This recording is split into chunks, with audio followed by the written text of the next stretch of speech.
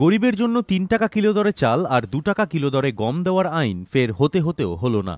বৃহস্পতিবার কেন্দ্রীয় মন্ত্রিসভার বৈঠকে খাদ্য নিরাপত্তা বিলকে আইনে পরিণত করতে অর্ডিন্যান্সের প্রস্তাবে ছাড়পত্র দেওয়া হতে পারে বলে জোরালো জল্পনা ছিল, কিন্তু শেষ পর্যন্ত তা না করে বিরোধীদের সম্মতি আদায়ের জন্য আপাতত বিল আটকে রাখার সিদ্ধান্ত নিল কেন্দ্রীয় মন্ত্রিসভা।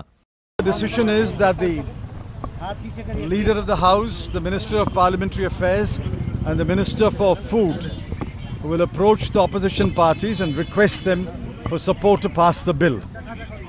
If that support is forthcoming, the bill will be passed in a special session of Parliament.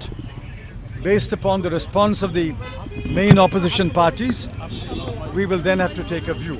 2009 সালে খাদ্য সুরক্ষা আইন আনার প্রতিশ্রুতি দিয়েছিল কংগ্রেস, কিন্তু লোকসভা নির্বাচন দোরগোড়ায় চলে এলেও এখনও তা বাস্তবায়িত হয়নি।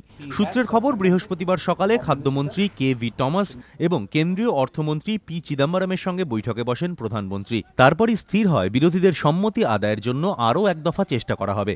অর্ডিন্যান্স জারির বদলে সরকার সংসদের বিশেষ অধিবেশন ডেকেই বিল পাশে আগ্রহী বলে ইঙ্গিত দিয়েছেন চিদম্বরম। সরকার বেশ কিছু সংশোধন করতে রাজি হলে খাদ্য সুরক্ষা বিলে সম্মতি দিতে প্রস্তুত বলে জানিয়েছে বিজেপি।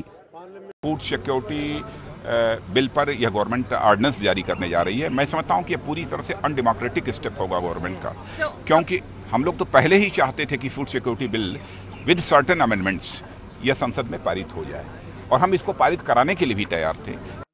ইউপিএ শরিক শরদ পাওয়ার এবং বাইরে থেকে সমর্থনকারী সমাজবাদী পার্টি ইতিমধ্যেই খাদ্য সুরক্ষা বিল নিয়ে নিজেদের আপত্তির কথা জানিয়েছে। রাজনৈতিক মহলের মতে, সরকার যদি অর্ডিন্যান্স পাশ করিয়ে খাদ্য নিরাপত্তা আইন প্রণয়ন করে, তাহলে সমাজবাদী পার্টি সমর্থন প্রত্যাহার করতে পারে। এই আশঙ্কা থেকেই আরও একবার তাদের বোঝানোর জন্য সময় নিল কেন্দ্র। এবিপি আনন্দ।